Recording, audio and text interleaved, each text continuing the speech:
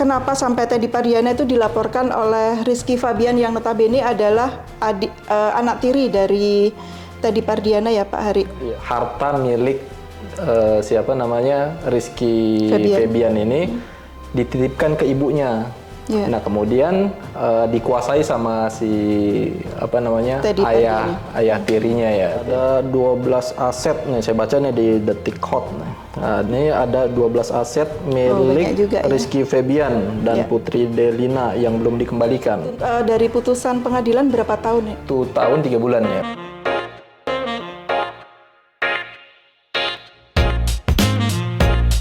Assalamualaikum warahmatullahi wabarakatuh. Jumpa lagi sahabat Halo Pengacara dengan saya Lili Hairunisa dan dengan salah satu lawyer S. Hendra Law Office, Bapak Hari Kurniawan. Sehat ya Pak Hari? Sehat, alhamdulillah Bu. Pada kesempatan kali ini Halo Pengacara akan membahas putusan dari yang diterima oleh Teddy Pardiana dari Pengadilan Bandung.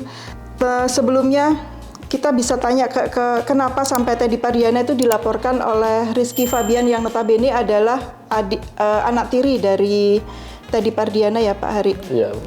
Iya Bu. Intinya sih sebetulnya kalau menurut berita yang ada di media massa itu katanya harta milik siapa namanya Rizky Febian ini dititipkan ke ibunya. Nah kemudian dikuasai sama si apa namanya ayah tirinya ya Teddy Febian. Teddy Pardiana. Teddy Pardiana, ya gitu. Gini, kalau memang hubungannya bisa baik aja ya Pak ya, kenapa kok bisa sampai dilaporkan gitu? Ya harusnya sih bisa diselesaikan secara keluargaan. Ya. Tapi memang katanya menurut berita yang kita baca itu dia sudah ditagih sebetulnya Bu, sudah ditagih. Kemudian apa namanya si Pak Teddy ini mengelak gitu, banyak alasannya untuk menyerahkan barang aset miliknya si Rizky. Kalau ini dari berita yang berseliweran ya Pak di media, memang apa aja sih yang dituntut Rizky Febian dari ayah sambungnya Teddy Pardiana itu? Iya banyak ya Bu ya, ada 12 aset nih, saya baca nih di Detik Hot. Nah, ini ada 12 aset milik Rizky Febian dan Putri Delina yang belum dikembalikan.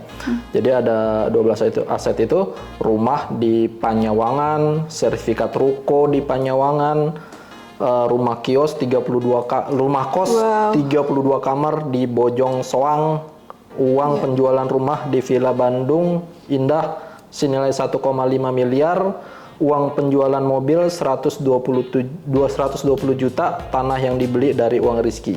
Nah, dan lain-lain banyak deh Bu.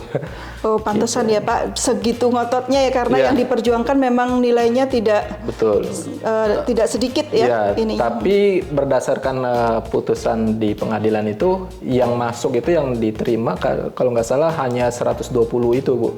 Yang lainnya itu nggak ada buktinya. 120 dari penjualan mobil. Iya, betul. Oh, berarti yang lain itu kurang kuat ya Pak, bukti-bukti yang itu. Itu bisa nggak Pak misalnya ada waktu lain untuk pengumpulan bukti-buktinya itu akhirnya bisa diajukan lagi untuk yang lain-lain yang rumah, kos-kosan selama apa namanya bisa naik lagi. Tuntutannya itu berbeda ya bisa.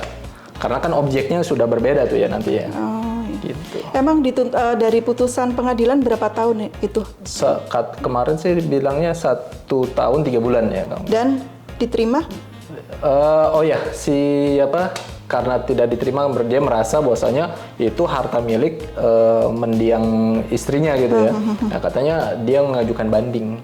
Jadi karena memang setelah putusan hakim memberikan waktu 7 hari untuk banding. Untuk banding. Jadi belum dieksekusi untuk masuk ke penjara ya Pak Teddy Pardiana? Iya, masih di rumah tahanan dititipkan ya. Selama banding itu kesempatan apa sih yang diberikan dari pengadilan?